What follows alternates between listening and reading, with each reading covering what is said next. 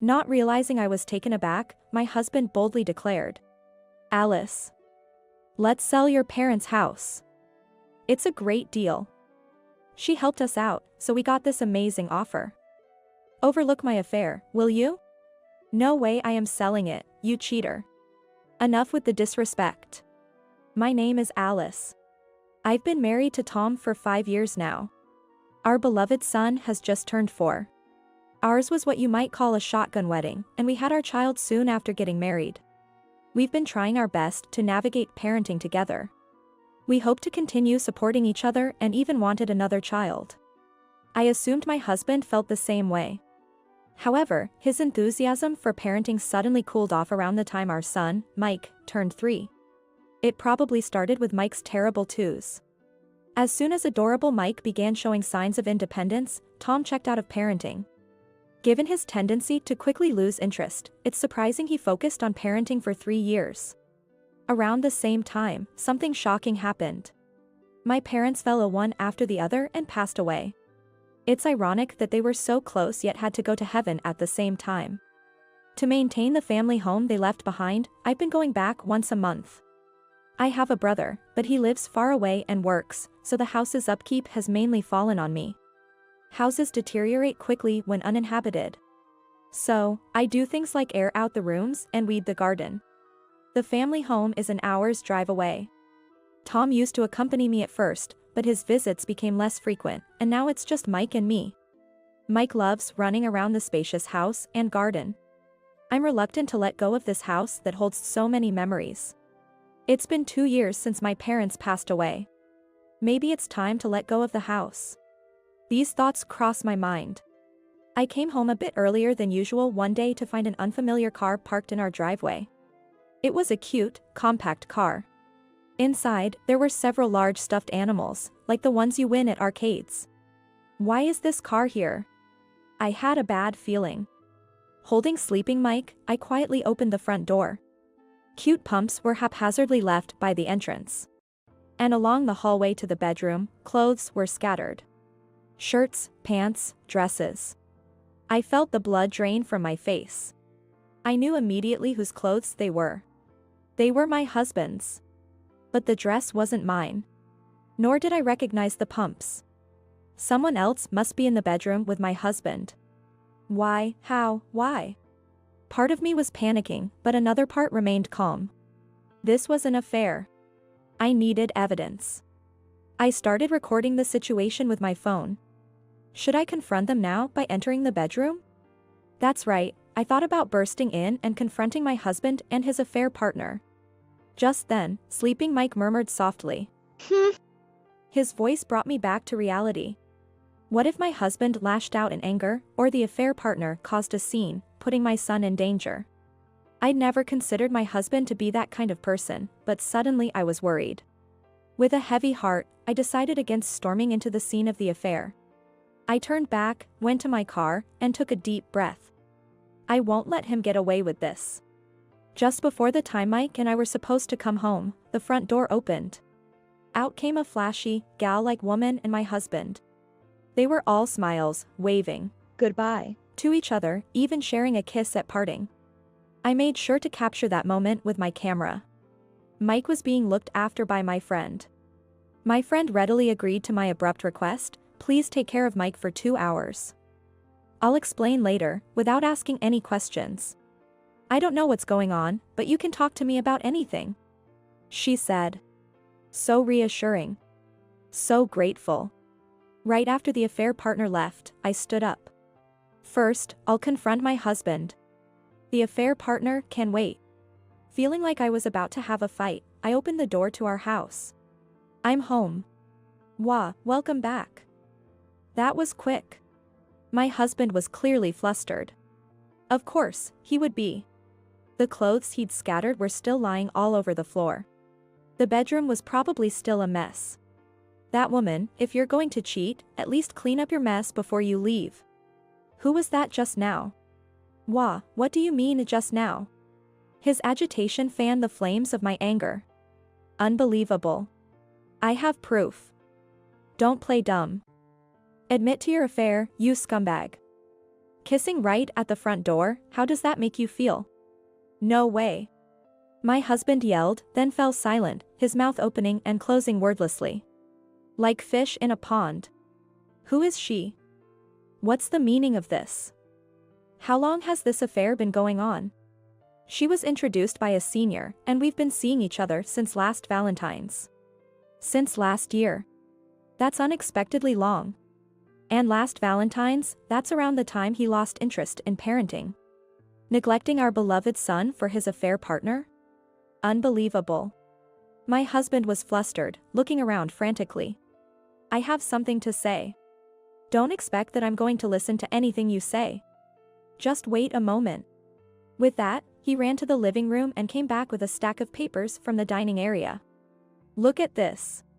My husband aggressively pushed the papers towards me. Reluctantly, I glanced at them. What's this? A real estate sales contract? That's right. Is this some kind of quiz? Here's the question. When the wife confronted her husband about his affair, he produced a real estate sales contract. What exactly is the husband trying to communicate? As if I could solve such a tough question. I skimmed the papers with growing irritation. As I read on, I felt a growing sense of urgency that this couldn't be overlooked. Because the documents detailed the sale of my family home. Wait a minute. Why is my family home being sold? My husband's affair was a bolt from the blue, but selling the family home was utterly unexpected. Apparently, the correct answer to the earlier quiz is, the affair was for real estate purposes.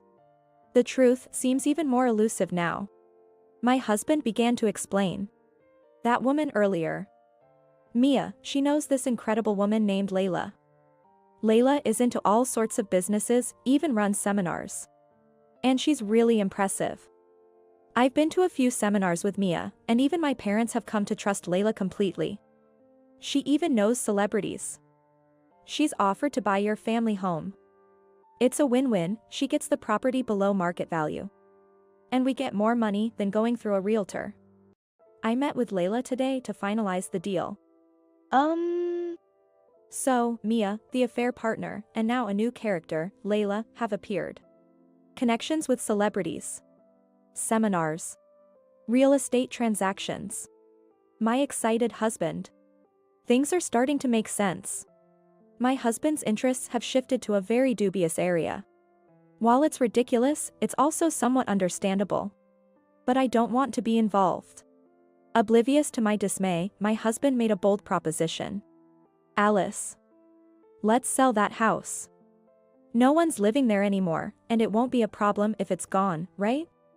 We can make a fortune from this unnecessary property. Isn't it amazing? Mia made this great deal possible, so overlook my affair, will you? What? And you know, Mia told me about this great new property for sale. Let's use the money from selling your family home as a down payment and buy it. What are you talking about? I'm talking about our future. It's a spacious, beautiful house with a guest room. I can host seminars there. And when there's no seminar, I'll invite Mia over. Sounds great, right? I'm appalled. I felt all the strength drain from my body. You're being scammed. This is a shady deal, you should back out. I was about to say this but stopped myself. Here's a question. Why didn't the wife scold her deceived husband? The answer is simple. Because he's no longer my husband. Overlook his affair? How dare he plan to sell my precious family home without consent? Invite Mia to the guest room? What does he intend to do in a house where his wife and son live? Have I really been married to such a fool for 5 years? No, I refuse. What? I raised my voice from the depths of my being. I refuse. How dare you propose selling my family home for some scoundrel like you lowlife? I was surprised to hear myself use the word scoundrel, but at that moment, it hardly mattered. What? That's going to be a problem. We'll lose Layla's trust. I couldn't care less. I threw the stack of papers away. I'm leaving this house. Where's my travel bag? In the bedroom. The very place my foolish husband and Mia were getting cozy. Damn, I don't want to go there. But I have no choice but to fetch my bag. Ignoring my husband's wailing, I packed our things. I grabbed whatever was important for me and Mike and left. No way I'm staying here any longer. After leaving the house, I picked up Mike. I explained to my friend that I had barged in on my husband's affair and gave her thank you sweets for her sudden help. She sympathized and expressed her concern. Then, I knocked on the door of a law firm to discuss how my husband was trying to sell my property without my consent. I also mentioned his obsession with dubious seminars. The lawyer listened empathetically. The consultation fee was $50 for 30 minutes, not cheap at all. I paid a total of $200 for 2 hours. But it was worth it, as I learned all the possible measures I could take. My husband called around noon the next day. "Let's talk," he said. It was his lunch break. My guess is that he spent the previous night crying to his parents, overslept in the morning, and finally decided to call during his lunch break. His tone suggested he thought I had cooled down by now. Right. I've cooled down all right. All my love for you has completely vanished. Yeah, I think we need to talk too. Right? You suddenly ran off, and I was worried. That irked me, but I held back. Arguing wouldn't get us anywhere. Maybe it's impossible for us to continue as a couple, don't you think? Exactly. I feel the same way. I can't believe you can't see the greatness of Layla and Mia. If you were willing to move to the next stage with me like my parents, maybe we could have continued as a couple. No, that's not going to work for me. What's this next stage he's talking about? Let's not get sidetracked with unnecessary comments. You live freely with Mike. I'll have a good time with Mia and my parents. We're getting a divorce. Understood. But I'm not selling the family home. Oh, about that. His serious tone lightened a bit. Give me that building as alimony. What? It's only natural for you to pay me alimony since you can't appreciate the connection with those two. Listen, this is America. You're the one who had to pay child support to me since I will take care of Mike alone. That's where you and I differ in understanding. Enough already. I don't need the law according to Scoundrel Island. I'm done engaging with this. Fine, I'll get a lawyer. It's better for you to just hand it over quietly than to go through a lawsuit. I wonder if my husband has a lawyer versed in the laws of Scoundrel Island. Go ahead. I'll also get a lawyer. Based on American law, I'll demand child support. And about the divorce, I want it done now. I could almost hear my husband's deep sigh over the phone. Annoyingly so. But the thought of me bringing divorce papers to his office must have been too much for him, as he showed up at the municipal office promptly. My husband and I didn't exchange a single word as we filed for divorce. 2 mom friends came along to sign as witnesses. At this point, even Layla and Mia's signatures would have been fine by me. After divorcing Tom, I took Mike and returned to my hometown. I decided to live in the now empty family home. I left all the troublesome dealings with Tom to my lawyer.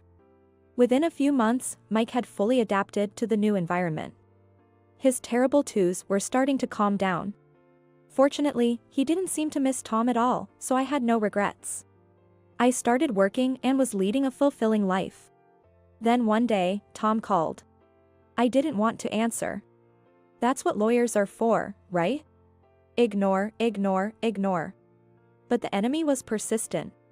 He called over and over from morning till night, and I finally snapped. I decided to answer the next call. It came within 10 minutes. This is it. Time to settle this. Stop bothering me. If you want to talk, talk to my lawyer. Whoa. Is that the first thing you say after so long?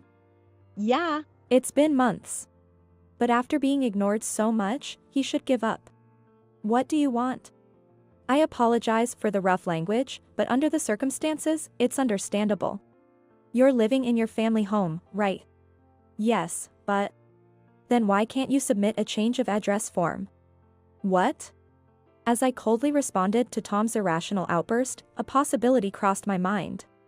It was advice from the lawyer I had consulted before the divorce.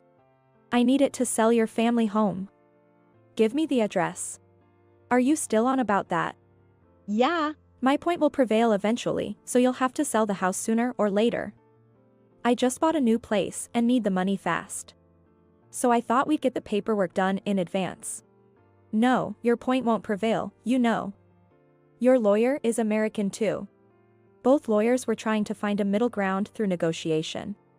According to my lawyer, the other side's lawyer is exasperated because Tom keeps insisting on legally untenable points. If it goes to court, Tom's lawyer might resign. Just curious, what were you planning to do after getting my address? Layla told me all about it. If I change your address and then I can change the building registration. You wouldn't know that, being clueless. But when I tried to change your address at the postal service, they said it didn't match the current address and wouldn't accept it. I wrote down your family home's address correctly. What gives? Changing the address and the building registration, huh? You know, that's a serious crime in America. Eh? Serious? What part of this is he focusing on? There's no doubt, this was the scheme that the lawyer I consulted, Brent, had warned me about. Changing someone's address without their knowledge, and then rewriting the property registration to sell it. Such schemes exist. To prevent becoming a victim, I temporarily moved my residency registration to a location other than my family home. It was my brother's place. Tom has no idea about my brother's address. He vaguely knows it's somewhere in that state. And just in case, I've also restricted access to my residency information. So, Tom can't change my address on his own. And selling my family home without my permission is even more out of the question. Thank you, Brent, for the advice. Crime? That's rude. I was just doing as Layla instructed. To Layla, you're just a handyman willing to commit crimes. And you probably had your affair partner Mia write a power of attorney, right? That's forgery of private documents, and using them is another crime. But, I already signed a contract with Layla for your family home. Mia said she had experience forging signatures and told me to leave it to her. Then Mia and Layla are accomplices. They're conspiring to frame you. What? Maybe Layla finally saw through Tom's foolishness. Probably, the plan to sell my family home got exposed to me too soon. The divorce happened in a flash. Negotiations related to the divorce weren't going smoothly either. They couldn't figure out how to take the family home from me. So, thinking they couldn't milk him anymore, they sold him a new property and ran away. Well, that's just speculation. Thinking of Tom bewildered on the other end of the phone, it's both pitiful and sad. Lately, Dad has started saying something similar to you. That Layla and Mia are suspicious. That we should consult the police. But that can't be. Oh, my father-in-law has come to his senses. Good for him. But it's no longer my concern. I think you should listen to him. After all, you're someone who easily gets heated up, loses sight of everything else when you focus on one thing. And can't distinguish between good and bad. You're just a fool. So, don't ever contact me again. With that, I hung up. Feeling refreshed after saying what I needed to, I blocked his number. Now, I can just watch from the sidelines. Afterward, Tom heeded his father's advice and went to the police, leading to the swift arrest of Layla and Mia. Turns out, the couple was in the business of fraud. Indeed, they had been targeting Tom all along. Unbeknownst to me, they had swindled a significant amount of money from Tom and his parents. The new property they introduced was actually second-hand. Tom and his parents were on the verge of being stripped of everything. Going to the police saved them just in time. However, Tom was scolded by the police for attempting to sell my family home without permission. He was lucky not to be prosecuted this time, but it would have been prison for him otherwise. I'm just relieved that Mike's father didn't end up a criminal. The incident is somewhat settled now. I changed my address to my family home from my brother's place. What an ordeal it's been. Later, through his lawyer, Tom inquired about the possibility of remarrying. As if. I told him to focus on paying child support instead of entertaining such convenient fantasies. It was not Tom but his parents who showed understanding to my blunt reply. Reflecting on how they had been misled by the Layla and Mia couple, they paid child support on behalf of Tom. Right. Being swayed by your son's affair partner is just crazy. Normally, you'd get angry and say, "Don't you dare cheat, you foolish son." Tom is expected to diligently pay child support every month. I've taken this experience to heart, reminding myself that I must raise Mike well. I am determined to nurture him into a person who can distinguish between right and wrong. I'll teach him how fraudsters operate, so he knows to avoid them. But maybe it's too early for talks on fraud and money. Mike is happily running around in the spacious backyard of my family home. Mom. I caught a grasshopper. Wow, that's great. Let's release it later, okay? Seeing Mike's bright smile makes me feel content. In this house where I grew up, I'll live freely and happily with my son, just the two of us.